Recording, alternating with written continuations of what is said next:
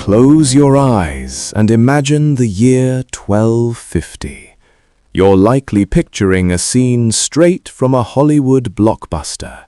A sun-drenched banquet hall, roasted wild boar dripping with fat, and silver goblets overflowing with honeyed wine. It's a vision of rustic charm and hearty survival.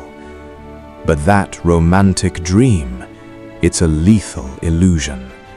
If you were snatched from the 21st century and dropped into a medieval village today, you wouldn't need to worry about a knight's sword or even the Black Death, at least not yet. Your greatest enemy wouldn't be lurking in the shadows. It would be sitting right there on your plate. The silent microbiological war. We live in a world of pampered biology.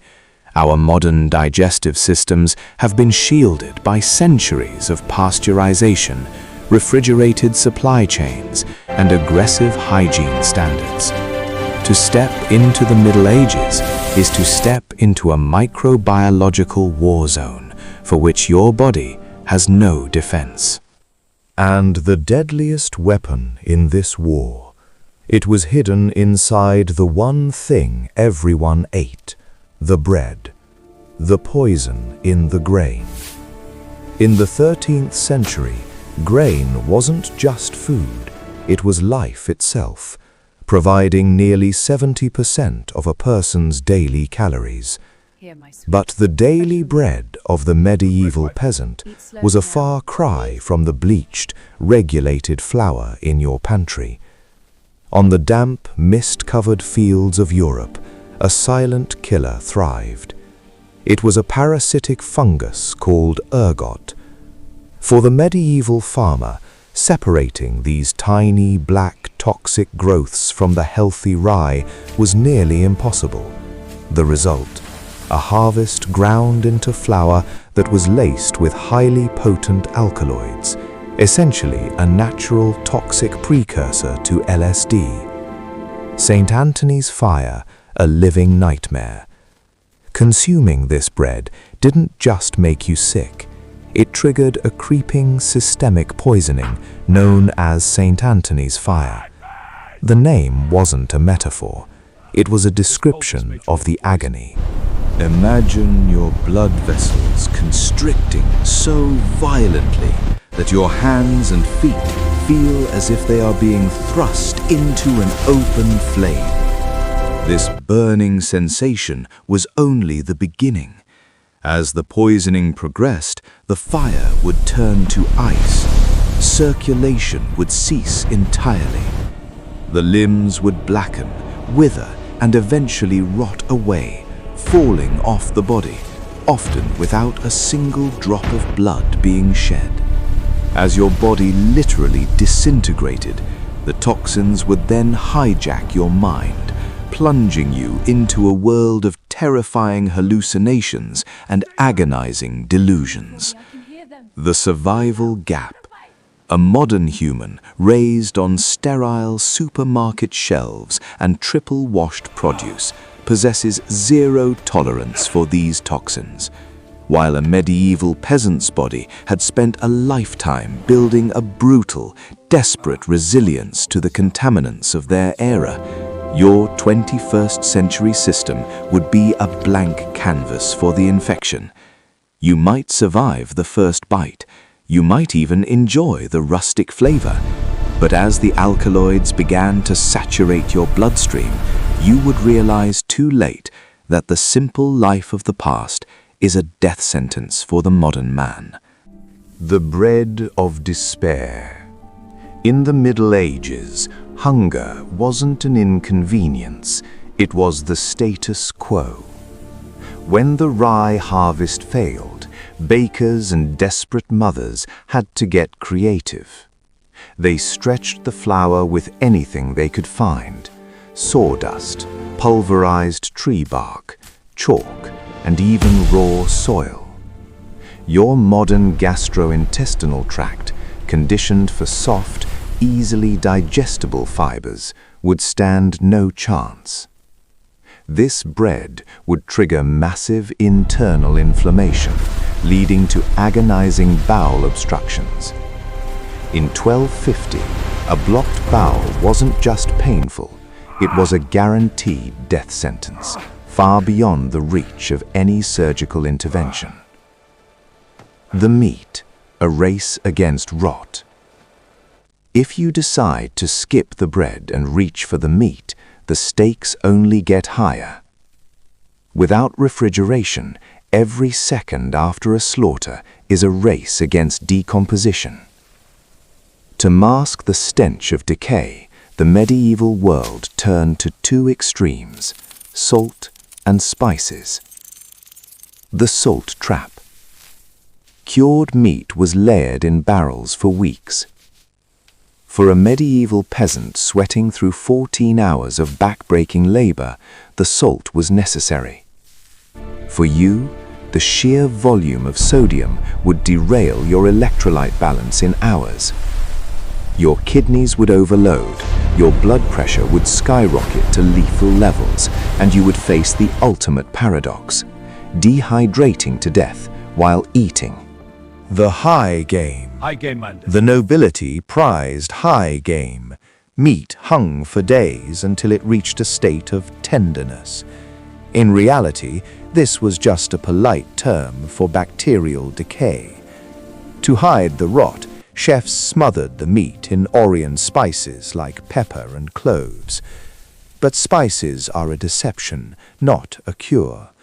Deep within those poorly smoked sausages or lukewarm stews lurked Clostridium botulinum. While the locals may have built a fragile, lifelong resistance to these germs, your pristine immune system has no memory of these pathogens. A single meal of slightly spoiled pork could trigger a circulatory collapse within 24 hours. The silent killers, copper, lead, and liquid death. Even if the food itself was clean, the vessels it was cooked in were biological landmines. In wealthier households, you'd be served from copper cauldrons and pewter plates. Acidic stews made with wine or vinegar reacted with these metals, creating verdigris, a highly toxic copper salt. Worse yet, medieval pewter was often laced with lead. The sweet taste of lead acetate, disturbingly known as lead sugar, was actually added to acidic wines to make them palatable. With every sip and every bite, you would be bioaccumulating heavy metals, leading to anemia, kidney failure, and a total breakdown of your nervous system. The final sip. You might think, I'll just stick to water. That would be your final mistake. In the growing urban centers, rivers were multi-purpose nightmares. They were the city's sewers, the tanner's chemical dump, and the main source of fresh water. One sip from a city well would be enough to flood your sterile stomach with fecal bacteria, typhoid, and cholera. The result? Dysentery. A violent, inflammatory invasion of the large intestine that leads to bloody diarrhea and a fever that would consume you from the inside out. Without access to modern antibiotics or intravenous rehydration, the odds of a 21st century human surviving a medieval infection are practically zero. Your body, an unadapted organism, would be facing a biological siege it simply isn't programmed to win. The deceptive safety of ale. You might try to be clever. You've heard that medieval people didn't drink the water, so you reach for the small beer. And while it's true that the brewing process boiled the water, killing off the worst of the pathogens, you've just stepped into a fatal cycle. The alcohol content, however low, acts as a diuretic. In a body already battling the beginnings of dysentery or heat exhaustion, that safe ale is actually accelerating your dehydration, pulling the last of the life-sustaining moisture from your cells. A metabolism brought to its knees. Even if you manage to dodge the bacteria and the heavy metals, the sheer lack of nutritional variety would break your modern metabolism within weeks. Our bodies are accustomed to a constant, year-round supply of vitamins. In the year 1250, the diet was a seasonal prison. By late winter, fresh produce was a memory. Scurvy wasn't just a sailor's curse, it was a rural reality. Your gums would begin to bleed. Old scars would mysteriously reopen as your body lost the ability to produce collagen, and a crushing lethargy would set in. But don't think the nobility had it better. While the peasants suffered from a lack of nutrients, the rich were dying from an excess of the wrong ones. The elite viewed vegetables as poor man's food, preferring a status symbol diet of heavy meats, wine, and sugar. This purine-rich lifestyle led to gout, a condition where needle-like uric acid crystals deposit themselves directly into the joints. Whether you're a starving peasant or a feasting knight, your 21st century immune system, weakened by this nutritional whiplash, would be defenseless against the next bacterial wave. The absurdity of medieval medicine. To make matters worse, the science of the time would be working against you. Medieval doctors followed humoral pathology, the theory of the four humors. They believed raw fruits and vegetables were dangerous because they cooled the body and promoted rot in the stomach. The solution: everything was boiled to death. By the time the food reached your wooden bowl, every life-saving vitamin had been leached out or destroyed by heat. And if you tried to rebel, if you insisted on a fresh raw apple or a crisp salad, you'd be met with horrified warnings. No, stop! That Ironically, apple is raw. those warnings were right. In an era where human waste was the primary fertilizer, raw vegetables were often teeming with parasites like roundworms. The verdict: a biological weakling in a hardened world. Death in the Middle Ages didn't always arrive with the clash of steel or the roar of a battlefield. Most often, it arrived quietly, invisibly, served on a pewter plate. The people of 1300 were the survivors of a brutal, centuries-long biological selection. Their gut flora was a fortress, their immune systems were aggressive, their threshold for pain and disease was forged in a fire we can't imagine. You, by contrast, are a product of a sterile environment, a world where danger is filtered, neutralized, and regulated long before it ever reaches your mouth. Your immune system has never needed to negotiate with filth. Your gut has never been trained to recognize poison disguised as food. To history, that doesn't make you advanced. It makes you untested.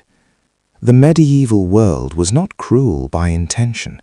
It was cruel by necessity. Every meal was an evolutionary trial. Every winter was a test of biological endurance. Those who survived were not stronger in mind or spirit. They were simply the ones whose bodies adapted fast enough to the environment that tried to kill them daily. Strip away antibiotics, refrigeration, sanitation, and food regulation, and modern superiority collapses instantly. Knowledge means nothing when your body cannot tolerate the conditions required to apply it. There is no time to invent, no margin to adapt, no second chance. History does not reward intelligence alone. It rewards compatibility. And in the year 1250, your biology is incompatible with survival. You wouldn't die because you were foolish. You would die because evolution did not design you for that world. The greatest myth of time travel is not that we could rule the past. It's that we could survive it. In the Middle Ages, power was not held by kings or knights. It was held by stomachs strong enough to endure what the world demanded. And yours would fail. And that is the quiet truth history never advertises. Survival was never guaranteed. never fair, and never gentle. The medieval world did not bend to human comfort. Humans bent, broke, or adapted to it. Time travel fantasies imagine knowledge as power, but in reality, power belonged to biology. And when stripped of modern protection, your body would not conquer the past. It would surrender to it.